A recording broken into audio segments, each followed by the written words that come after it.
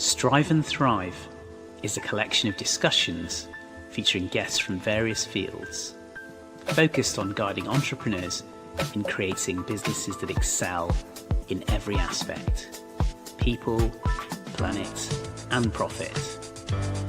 Throughout the series, you can join us, Romesh and Mike, as we explore relevant topics with our guests which can help businesses thrive. Romesh and I met while I was supporting a client transforming their business, and I needed finance director support and reached out to him and his team. Since then, we've become good friends who share a passion for business and entrepreneurship. If you like today's discussion, then you want to subscribe to our YouTube and Spotify channels.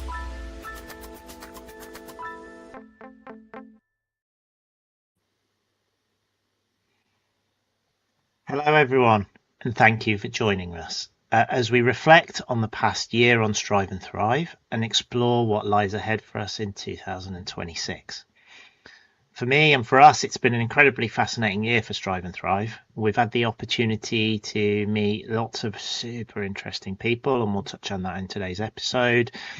We've had the opportunity to learn and reflect on what it's like to build a business, what it's like to engage with founders, business leaders, and sharing those experiences alongside other entrepreneurs. This episode serves as a moment of reflection on that, whilst also, and I think this is really important to me, helping us to contemplate what the future holds and what that means for founders, entrepreneurs, and business leaders into 2026. So, good morning, Romesh. How are you? Hello. How are you doing, Mike? Good to see you. Very good. Are you excited about this? Yeah, definitely. I mean, firstly, gosh, 2025 has flown by, and, we've got 2026. Here we are, and, lots to look forward to. Can't believe that we've done 27 episodes now. That's quite exciting. That's something I didn't know we'd ever get to. So quite happy with that. Can't believe we haven't killed each other either, Mike. There'll be moments.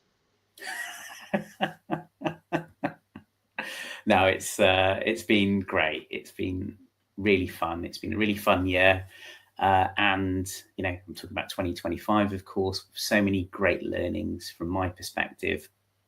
So many interesting shared discussions. And hopefully we can use some of those insights, which we're going to unpick and summarize now, and understand how we can, look deeper into maybe how we can, utilize them for the year ahead. Yeah, it's been a fascinating exercise for me, this on Strive and Thrive. And I would say, I always say this on each one, but I usually have a takeaway or one or two takeaways from each of them. And I try and apply those to my business. And I think what I'm hoping in this episode, we'll get to dig deeper into that and touch on some of the things we've done and some of the things we've learned in particular from the episodes that we've been involved in this year. So, Romesh, what was your biggest takeaway this year from doing this? So look, again, simply that we've been really privileged to discuss ideas, share stories, learn together with a cohort of incredible leaders and achievers. We all have our individual skills and experience, but if you're running an SME business, a startup or scale up, you should always keep learning. So that's been my takeaway. There's so much to keep learning, and it's really exciting and interesting and motivating. So Mike, why don't we recap some of our biggest insights and messages during the series and apply them going forwards? Yeah, really good. So I'm going to start with the first one, and this is one of those that you and I talk a lot about, Romesh, and it's one that actually a lot of people who've listened to our podcast and sort of touch base with myself and talk about it have resonated the most. And it's a quote from Kim Abbott, and she says, "Love the problem, not your solution." Quite maybe a philosophical one, but actually it resonates with a lot of people that I talk to. What's your thoughts on this one, and why is it one that's always jumped out to you? It was such a powerful message from my perspective. And I think it's because what Kim's really saying is, focus on what your customers need. There is ultimately a temptation for founders, business leaders to fall in love with actually their service or their product, which is quite natural because it's your baby when you're a business owner, right? But actually, is it properly serving what your customers want and need? And I think asking that question and trying to be actually brutally honest with yourself and exposing yourself to the rigor of testing, speaking to customers, I think is a really, really good discipline, because you might find actually you need to adapt even slightly what you're doing to make it much more effective and meaningful and therefore successful. So that for me really resonated. I thought it was such a good, succinct way of coining that thought, and to apply it to this year, 2026. It's 1st of January after all. I think don't be afraid to look at what you're offering and thinking more deeply about, is that truly serving your customers and how can it get better? I think it also touches on a few other episodes that have weaved through this year, which is around how the challenges of taking science, early technology through to realization. And I know Jeff Bird explicitly talks about the kind of challenge of science, and that we're not good in this country at pulling through businesses. We tend to build the technology, not the businesses. And I think in that statement alone, focus on the problem, not on the solution. That's what we're really talking about. Yes, we need good science. Yes, we need evidence, and we need to be turning these into real businesses. But it's actually the businesses and the problems that they're addressing that are some of the most important parts of this proposition. And I know when Frances was talking about the work she does on Speak Out Revolution, I think that was, again, really into the design thinking mindset. What are the problems the users are having? There are individuals out there who are being bullied, and we need to find a solution to this problem, and that required for them capturing more data. And I think it's that passion in the problem that is something that mustn't get lost when people start to build their business. It's often what the starting point is, but it may not always be the kind of how they build the business. Yeah, exactly. So again, being problem-led rather than solution-led will probably get you a better outcome ultimately. Totally. Yeah, and I think a few of our talkers have talked about VC funding and all those sorts of places, and I think that's for me where the benefits are most sat, is that you're really understanding what you're trying to do and who you're trying to do it for. And I think holding that lens, it's hard though when you're trying to build a product too, to not have a list of things you want to build and to be proud of what you have built, rather than actually who's this for, and what have their needs changed, and what are their problems, and how we go and addressing the fundamental problems. That's part of the challenge, isn't it? I think, because you do, and you can quite easily become enamored with what you've got and think, oh, that's really cool. I like that. But yeah, it's the ability to challenge yourself and be honest with yourself, and to open the possibility of getting feedback, doing research. And Sid Vasili, our investor, who came on in an earlier episode, talked about that when he emphasized and underlined the importance of doing your research first, where you can, so that you're not spending time and resources on the wrong thing. Yeah, really good.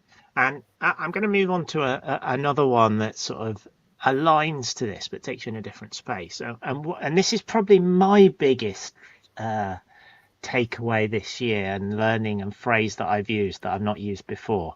And it's from the Kate Mercer episode around be on the business, not in the business. And we've talked to lots of people who are trying to exit. We've talked to lots of people who are trying to grow. So Raj was trying to Hytro, he's trying to grow the business now, and you sort of the challenge between running the business, planning it for the next few years. I know I'm experiencing this challenge myself. Francis mentioned it. Nearly everybody we talk to finds that challenge of, I am really busy on a day-to-day basis, but how do I ensure that I find the time to stand up, look out, think about what I'm doing, be very strategic about the plans, and find the headspace to do it? And I think that phrase by Kate, we've used it on most episodes since then as well. And it's probably, I think, one of the biggest challenges founders find.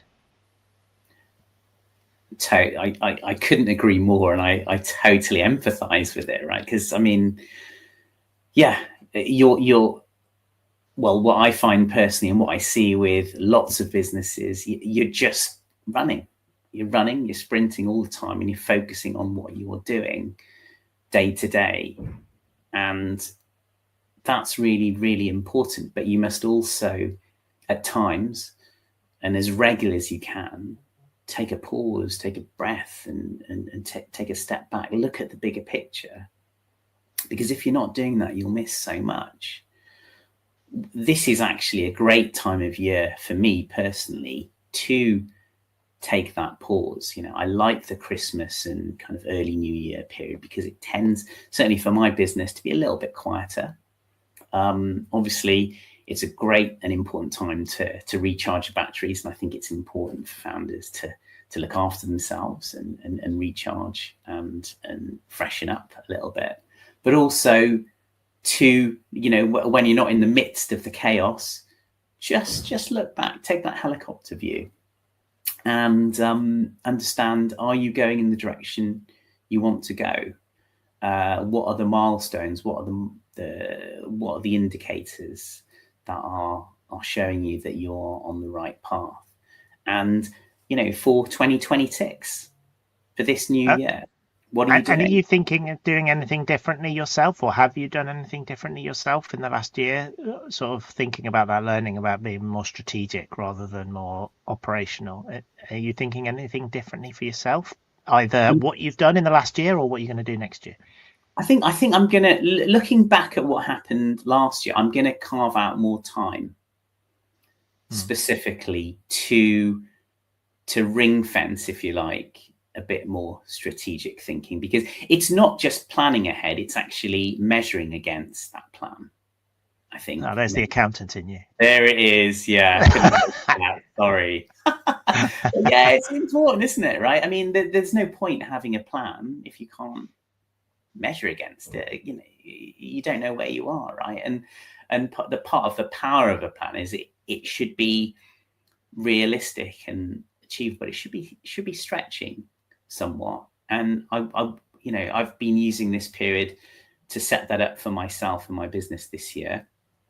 And yeah, I want to see where I am, but also take a pause and a breath and look and think during 2026, what else is happening? We're in a massive time of massive change, and we'll talk about that in due course, I'm sure.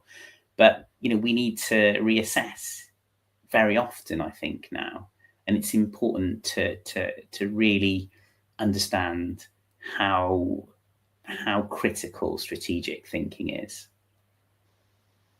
Yeah, interesting. I've taken two sort of approaches to mine. One is I run two businesses, and I've set up very structured quarterly reviews of both organizations to develop that kind of bigger picture sense of what we're trying to achieve.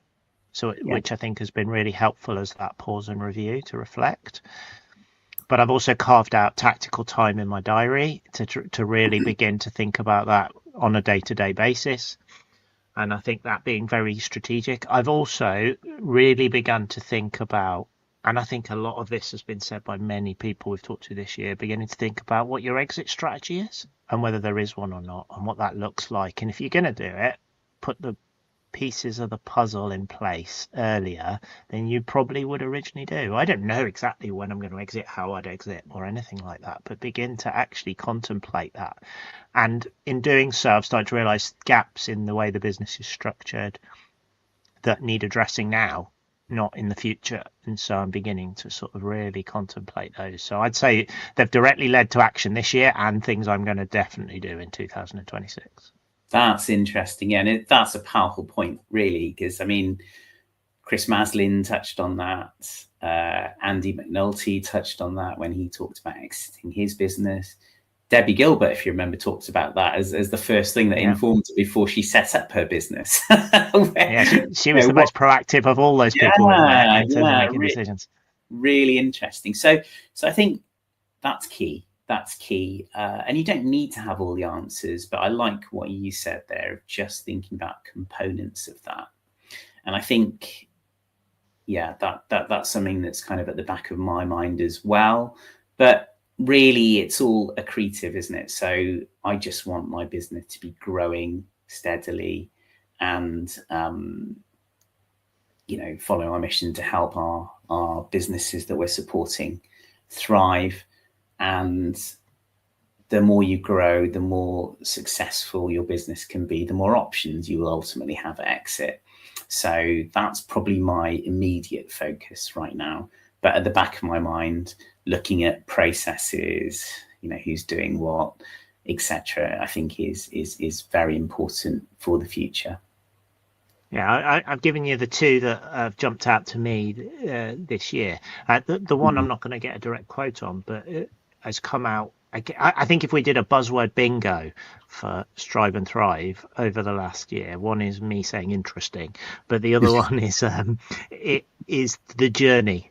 I think everybody at some point mentions the entrepreneurial journey and the various stages they're at, and I think it's no doubt that everybody says how difficult it is, how challenging it is, how rewarding it is, but it's a journey. It's not an outcome, it's a journey. And I think that is sort of single-handedly the buzzword that we'll see if it appears in the whole of 2026's episodes.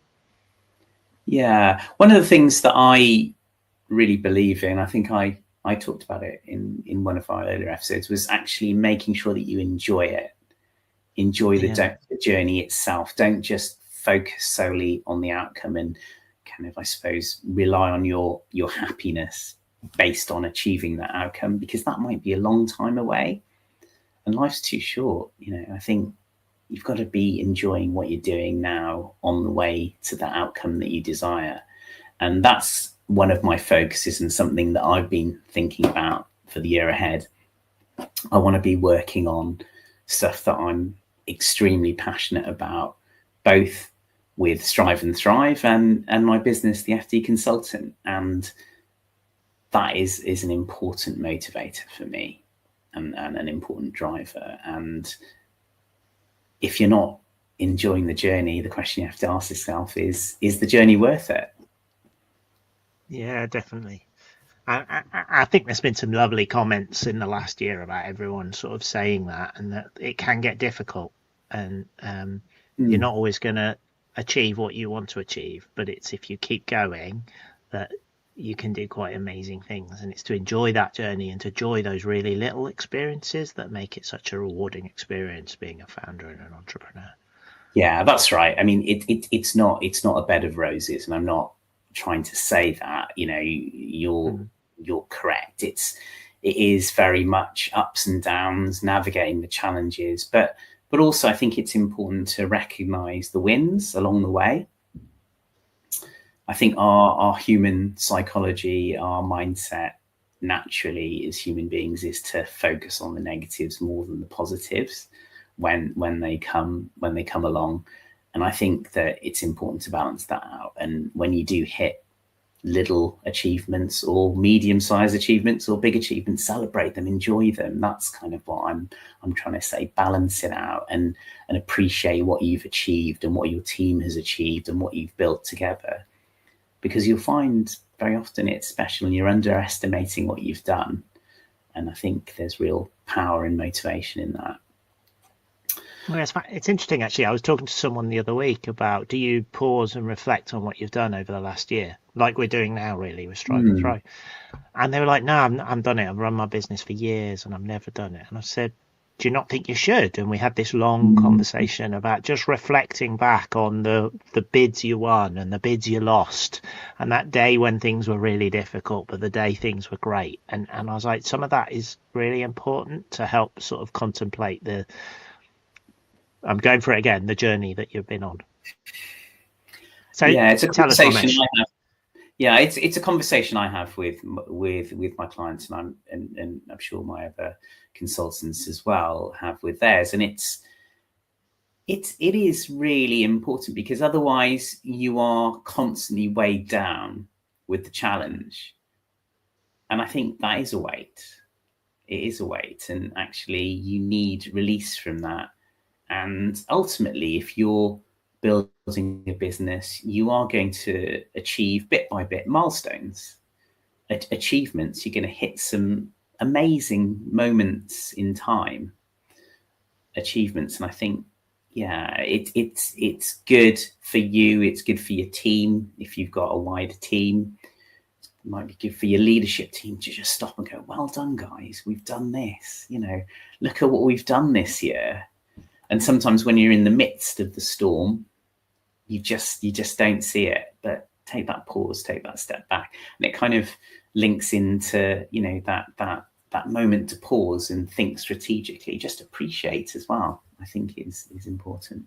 It's interesting, those people who talked about the pause and reflect and be more strategic, actually one of the things they do is they go and investigate who their customers are and what they're doing now, and they go and look at their business in a different light. So it might be those two things actually really nicely coalesce.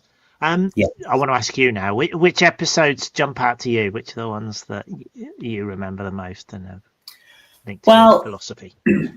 Well, there were so many good episodes. I guess I'm kind of thinking more in terms of themes, So one that I'm going to have to pull out here, finance director in the room, of course, is there was a constant theme of knowing your numbers, right? So obviously I mentioned that a few times, I'm sure more than a few times probably.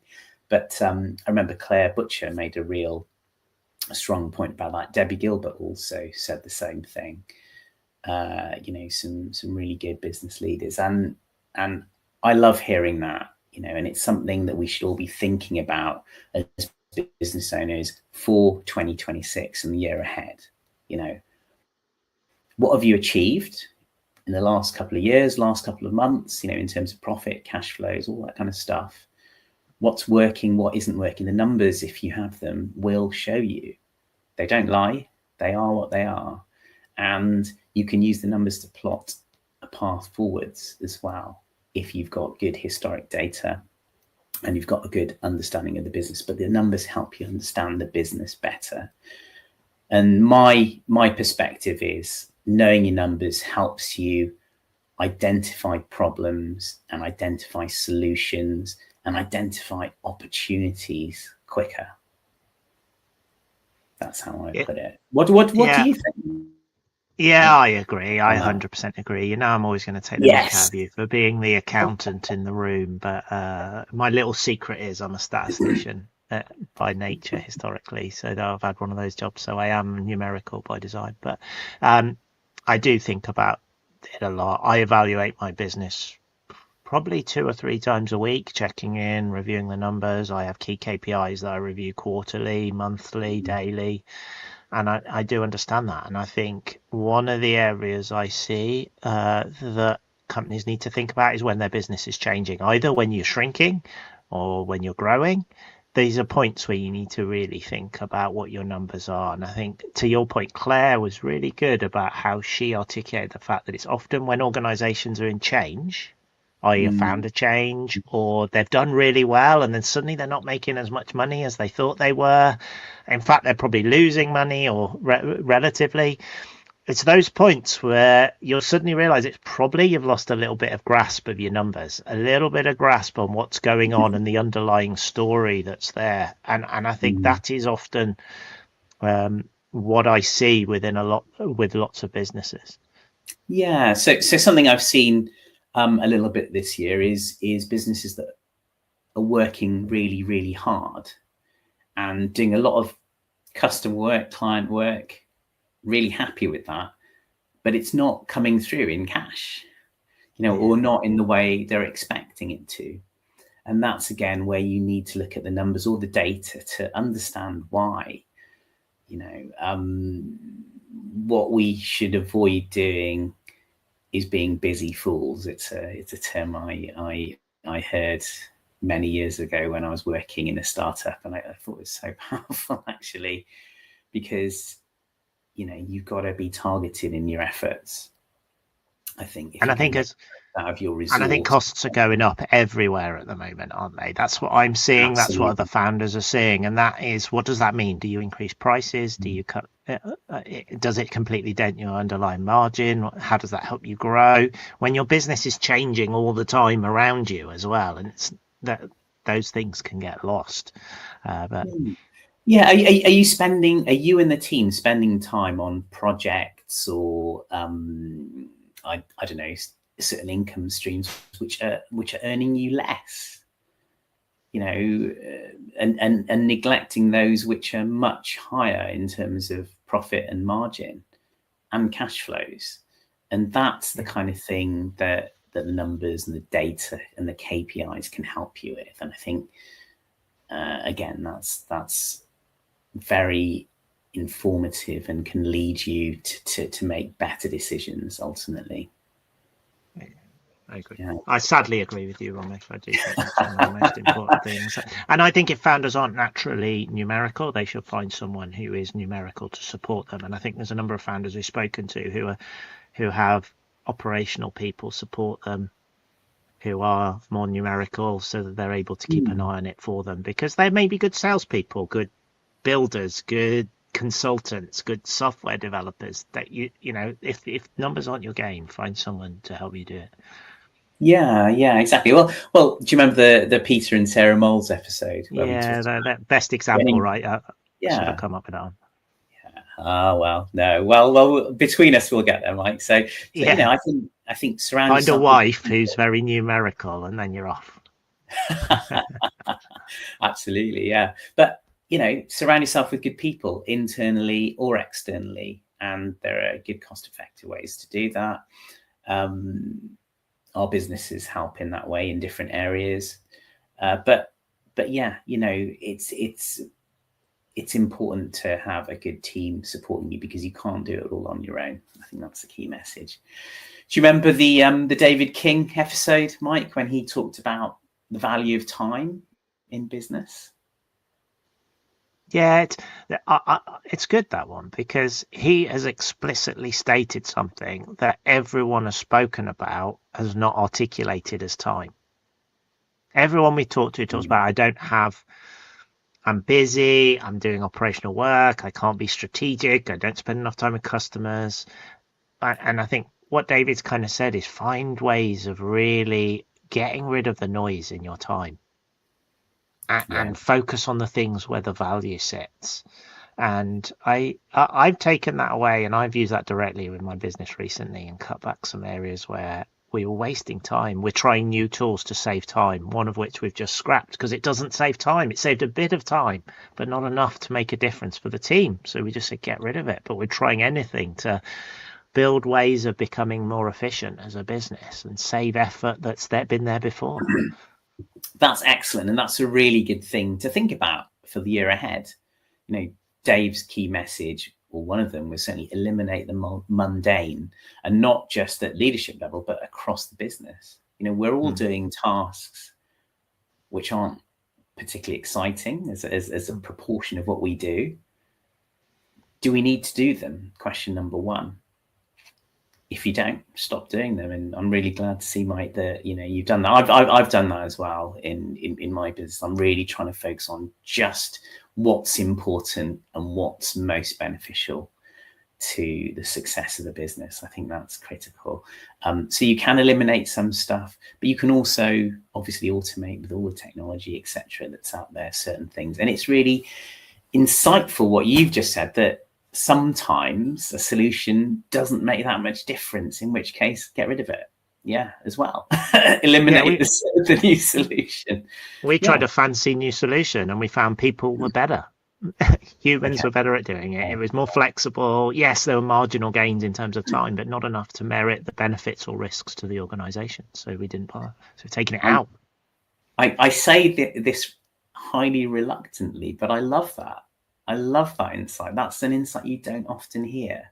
You've been brave enough to experiment, which is encouraged, but you've also been brave enough, and brave, I think, is a key word here. And well done, honestly, mate. I think you've been brave enough to say, actually, no, it hasn't worked. It's not worth doing that. So let's go back to, so not everything that you try and change will make an effective difference, but it's the accumulated positive changes of those elements that do work that will make an overall positive difference to your business, I think. Yeah, good. Really good. Yeah. I love the Jeff Bird episode about social intelligence and how all good business leaders need that. Mike, what did you like about that episode? So I've got a big curiosity about emotional intelligence and how leadership is more of a human-based sport than a technical-based sport. And I think what Jeff has, and the reason I invited Jeff onto our show is I think the social intelligence is so important. The ability of people to interact, the ability of people to know how to engage, both from a sales perspective, from a team leadership perspective, is something that is not fully formed in terms of leadership and thinking in businesses. And I think the kind of thought process and the robust science behind what Jeff's doing makes it hugely relevant. And I think we live in a world where there's high amount of communication at pace, and finding that integrity and that ability to work collaboratively with other people is such a good skill set. And I think it's something that all founders and their team should really consider. Definitely. Some of my takeaways and insights from that episode were something that Jeff said, which I thought was incredibly powerful. Often in organizations, particularly in larger ones, you see people elevated to leadership who aren't best suited for leadership. And they've been put into a leadership position because of technical skills, for example. And that was one message, and I think that's right. But what Jeff has said is you can support those people better by helping them develop that social intelligence to essentially improve their leadership skills and make them more effective. And that was a key message, right? That, some people naturally have better social intelligence than others, but you can work on it, you can improve it. So it's having that awareness of, okay, it's important if I'm leading my organization of whatever size, and I'm going to work on it. And the other key message for me was that, for me, I was trying to unpick what's the difference between social intelligence and emotional intelligence.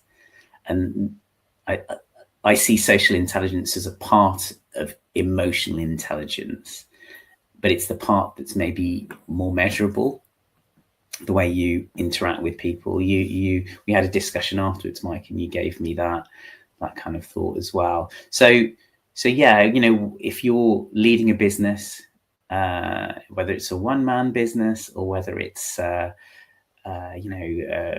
bigger organization with a wider team, social intelligence internally and externally, and improving that, the way you interact with people, the way you empower them, the way you help them get better, the way you provide them with solutions, the way you communicate to them, the way you inspire them will ultimately help your business if you can keep improving on that. Yeah, and I think this touches on, and I'm going to jump onto another sort of theme that's come out this year across multiple episodes, but it's that idea around networking and building a strong cohort of fellow founders, advisors, mentors to yourself as a entrepreneur. And I'd say, Stefan talks, he's all about networking, and his kind of books and Stephen Thomas, yeah, absolutely. Yes. Yeah, he's networking king. But Alex Priest Yeah. also talks a lot about it in terms of building your own brand and engaging, and we've seen the amount of founders that sort of are in networks, are finding close cohorts of support to help them really think about running their businesses and what that looks like. What's your reflection for you as a company around? I know you do a lot of networking on how the value of networking to you. Oh, it's so powerful. And also, Peter and Sarah Moles are heavily into networking and talk about the power of groups as well. It's for me, it's been absolutely mission critical in terms of, I suppose, getting help and support in terms of how we offer our products and services, and also finding new clients, right? If you're gonna, I'm not a pushy salesman type. I couldn't go out there and say, hey, if you need a part-time fractional finance director, we're your guys. That's not my way. I suppose I started off as a reluctant salesperson, but networking was something I wasn't very comfortable with at the beginning because I felt it wasn't very authentic. But having gone through that journey and then met the likes of Stefan and spoken to the likes of Alex, Peter and Sarah, just be yourself, lean into that, don't oversell, just focus on meeting people and see how you can help them, and you'd be surprised at how many people want to help you. And if you go out with that kind of approach, seek to help first, listen, understand, some of it might come back, but it doesn't happen overnight, and it should never be an expectation. And along the way, you meet some incredible people. Yeah, I went to a networking event about a month ago, and I had Stefan on my shoulder, and it was a different experience. Okay, so how did he influence you to behave differently, or did he? Just don't worry about the outcomes. Have that conversation. Just chat to people. See where, be open to what they've got to offer, and know that they want to talk to you as much as you want to talk to them. And recognize that in a network, yes, you all have a kind of business need to be there, but you're not going to naturally coalesce those together in a 5-minute conversation. Don't try. Don't go and have a conversation with them hoping that they're going to buy your product, for example. Go and have a conversation with them because you're massively curious about what they're doing. And I think that bias between thinking it's a sales meeting versus it's just an opportunity to go and introduce yourself to interesting people, interesting companies, it creates that different mindset. I think that's the absolute key. I mean, think about your own experiences when people have come up to you. The people that I've connected with the most, the ones who are interested in me and kind of, ask me about stuff rather than kind of just going into this huge monologue about what they do.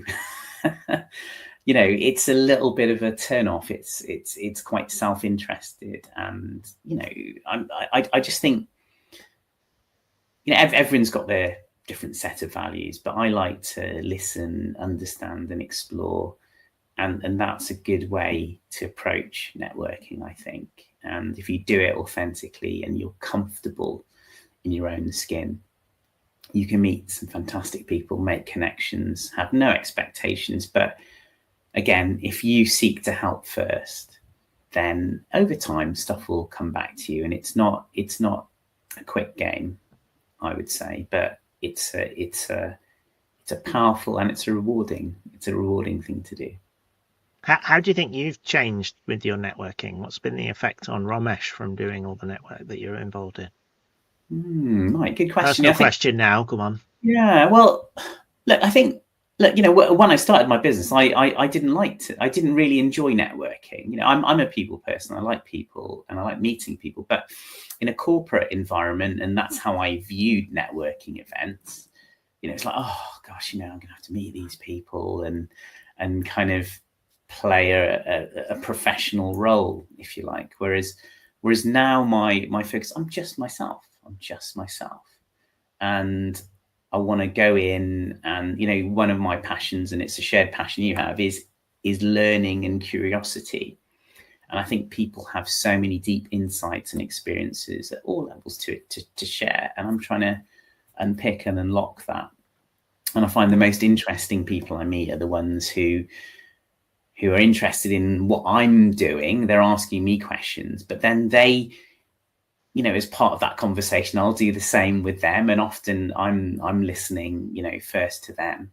But then, they've got these tremendous insights that are really powerful and helpful and get you thinking. Strive and thrive in many ways is a kind of way of doing that. It's another way, isn't it, of getting these thoughts, that you might get from wider networking. I think they're really complementary.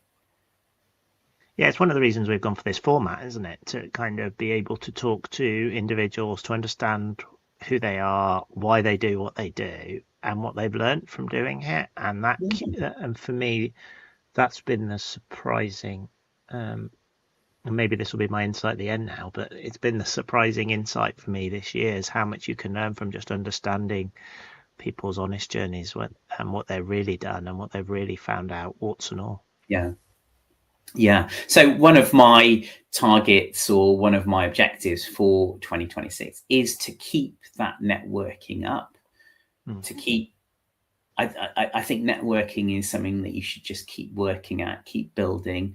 But when I say building, not just finding and connecting with new people, whether it be online or in person, but I think also keep maintaining the good connections that you formed in the past, whether they be recent or from years ago. That's really, really important. In my view, networking is powerful only if you maintain relationships as best you can. It's difficult, life is busy, but do try and do that as best you can. We had some great stuff from Matt Mullen and Raj on changing environments, planning for the future. Mike, you're at the forefront of innovation in terms of what you're trying to do with your business. How do you see 2026 developing? It's a great question, and I think I'm gonna pause on 2026, and I'll come back to that once I answer my first bit, which is the insight from both of them really, and my own self, is that we don't spend enough time thinking about what the future looks like. This comes a little bit back to the strategy discussion that Debbie brought up with us really strongly. What does the future look like? What's it holding in place? And what action do you need to do now for the future? And I don't think as founders we do enough of that. I think we have a very good ability to think about our product in the future and have a plan for it. But actually, what are the outside influences that might change that is something that is much harder to do and a lot more difficult. I would say AI gets mentioned on virtually every podcast, maybe my fault too, but virtually everyone has a discussion about what it will mean, what it can do, what it can't do, what the potential is. And I think I talk to Matt a lot, and one of Matt's area of interest is really getting organizations to think scenario planning, which more falls into your world, Romesh, of being a little bit more analytical than just sci-fi, and really beginning to think about what scenarios could play out for your business. What happens if you don't get your funding round? What happens if your main customer disappears? What happens if your main customer doubles in size suddenly for you?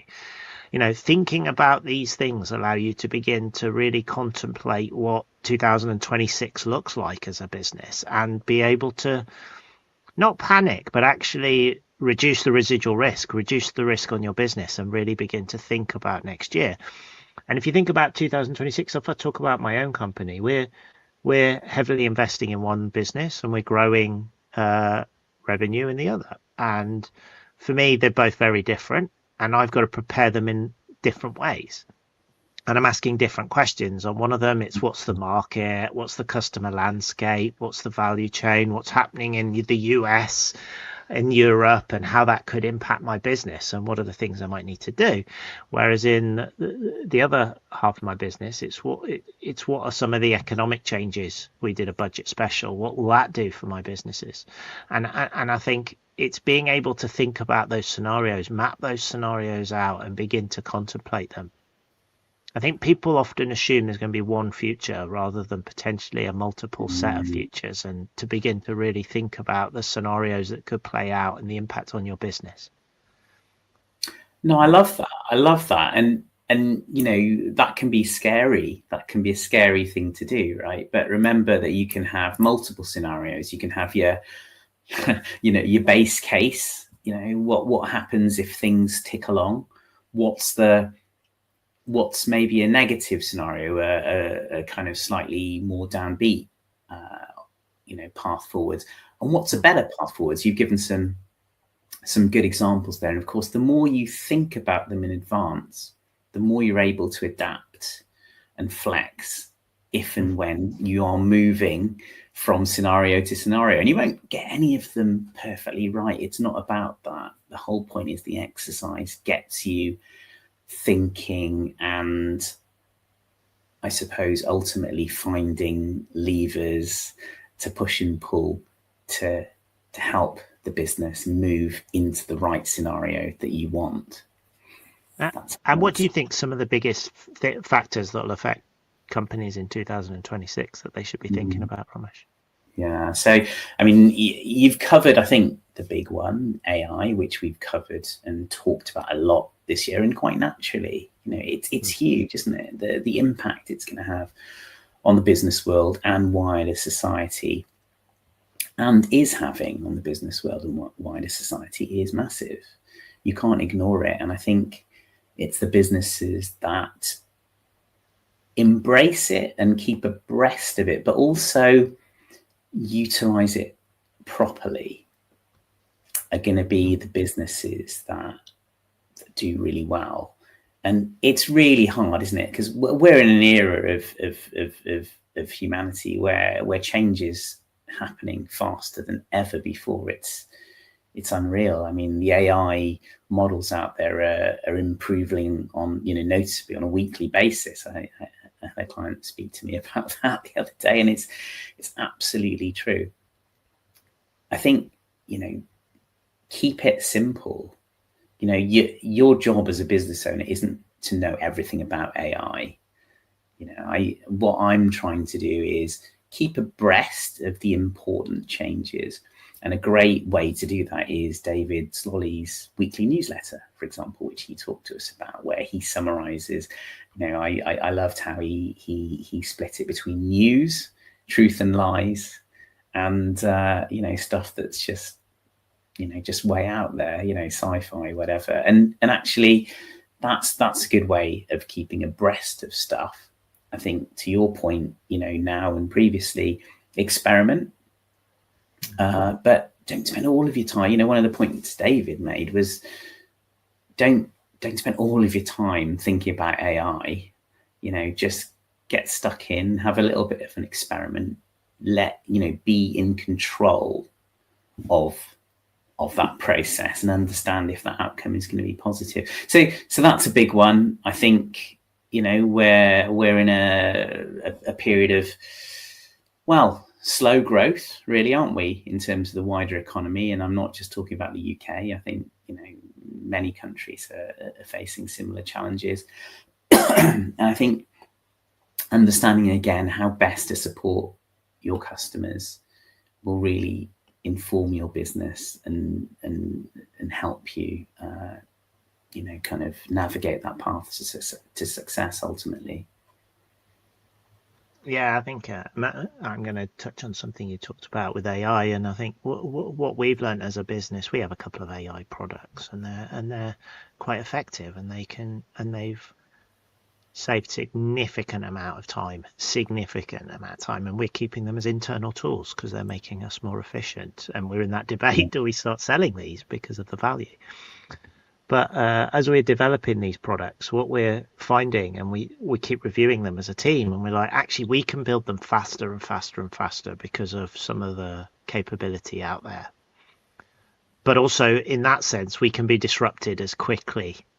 So just because you've built a piece of software in 3 weeks or a month that suddenly is adding material bit value to your business or to your customers, that can be replicated by someone else even quicker in 3 to 6 months' time. So don't assume just what you've got is the perfect solution, and you can sell it just because it's good now. Well, in 3 months' time, it may be superseded. But one of my interesting learnings from a lot of these AI projects is we talk about workflow, and if you understand the workflow, that's where the IP sits these days. Understanding your organizational processes in your HR teams, in your sales teams, in your go-to-market strategies, bundling your AI solutions in there, and you can create real value, and you can save 10x time. And I think it's how you actually implement it that's really interesting. I also do think the SaaS market will be disrupted in the next few years. Everyone's used to buying big SaaS solutions, software solutions, and I do think companies will start to realize they can build in-house capability again much more quickly than they used to be able to. And we're seeing marketing teams who can build it themselves now. And I do think for those companies that are dynamic, being able to just experiment, to your point, test out these scenarios. Be careful of being disrupted, but also don't hide and wait as well until somebody else has solved the problem. Because I think that your competitors, if they do find the opportunities, they can increase market share quite significantly. That's really good advice. I think there's balance, isn't there, to be found in how you approach AI and how it's impacting businesses.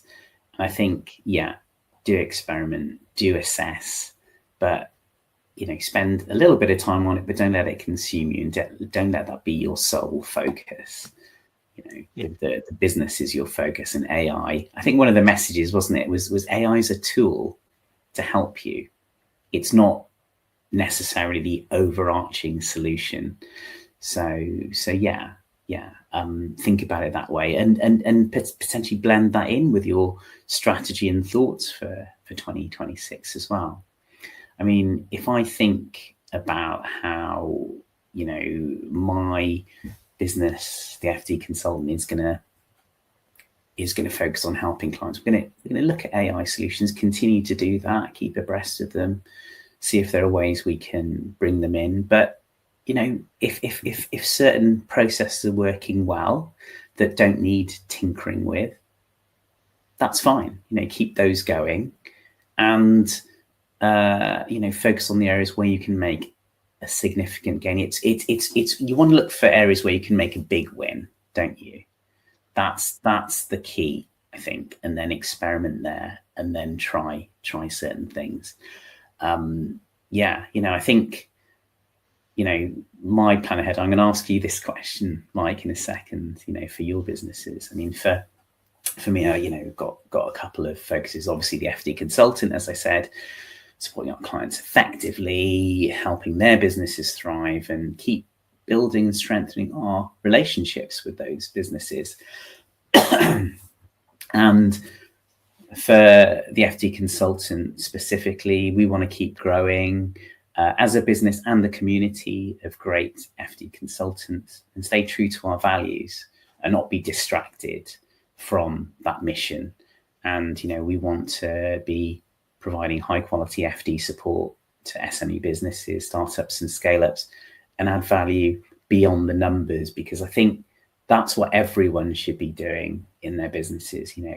Where can you go beyond what you're doing now? That's maybe one of my focuses. With Strive and Thrive, and I'll ask you this too, Mike. Want to keep going over 2026. I've loved the learnings in the past year and a bit. The personal development, being a podcast co-host has been, challenging, exciting, a bit uncomfortable at times, but really enjoyable ultimately. And I love that we both want to keep improving. Yeah. So how about you? So for me, I think I want to keep growing my businesses and keep challenging and keep doing interesting projects. I work on some really fascinating projects, from the airline industry to policing to healthcare to environmental projects. That's the world I love, and my aim is to build a bigger team over the next year that really begins to do that. I've also been moving to maybe more hybrid, so no longer in my office, here at home, Exciting. Yeah. getting an office, building out that kind of capability. So I think that. But I think if I touch on Strive and Thrive, I think there's so many people I want to now meet and talk to and understand how they've done it. And I think this is why I love doing this. Is we've met some super interesting people in 2025, and in 2026, same thing. I want to keep meeting these interesting people and keep learning, and then always have that takeaway from each episode that I try on my own business and see what happens. Yeah. It's practical stuff, isn't it, that you can try yourself, and that's what I love too. And it's a gentle challenge, really. I mean, I think the common thread with Strive and Thrive, and both our businesses, and really is, that desire to continue to support and encourage SME businesses, right? And leadership to excel in all things, where we've obviously got the people, planet, profit focus. And yeah, I find that tremendously motivating. So, gosh, I think we should probably wrap up now. Thank you, Mike, for those insights. I'm just going to say I really want to firstly thank all of our listeners and followers and guests, of course, for supporting Strive and Thrive. We hope you've enjoyed the journey as much as we have. A huge thanks to you, Mike. It's been honestly a pleasure. We joke about it, but it's been brilliant. I've really enjoyed working with you on this. Rose, Sharon, Daria, and Kira, who've been a huge part of our growth and success today. Thank you. So let's keep growing together. I've enjoyed learning from our guests and each other. The added layers that Strive and Thrive has given me, I think, has really helped me think about running my business better, not just thinking about it, but actually doing it. And has also provided insights that myself and my fellow consultants at the FT Consultant will use that to support our clients more effectively. So I really love the practical impact. Yeah, and for me, again, it's been a pleasure. I am really grateful to all the people who've joined us this year. I've learned so much from all of you, and I hope that continues for those people who are listening. It's helped me reflect and learn and become a better founder myself, be more strategic, be more tactical. It's helped me in so many ways. I don't think people realize that. And I look forward to the kind of continuation of these discussions into 2026. And I think if I have some things I'd like to do is I'd like to see more people wanting to become founders and entrepreneurs. I'd like to see more entrepreneurship taught at school. I'd like it to become part of what people really consider as a career. And I think it'd be lovely if we find out businesses that get shaped or built off the back of what we're doing, Romesh. So there's a little insight for you, and a KPI that we should probably set up on your spreadsheets. I love it. Yeah, I totally echo that. Yeah, that's what we're all about, isn't it? We're trying to encourage people to move into entrepreneurship and to develop and help and support those who are already doing it. So brilliant. Thank you, Mike. That's a really nice way to close up. So thank you, everyone, very much for listening or watching, and we hope you enjoyed today's episode. Strive and Thrive is a podcast for entrepreneurs, founders, and business leaders. Please like, follow, and subscribe to our YouTube and podcast channels.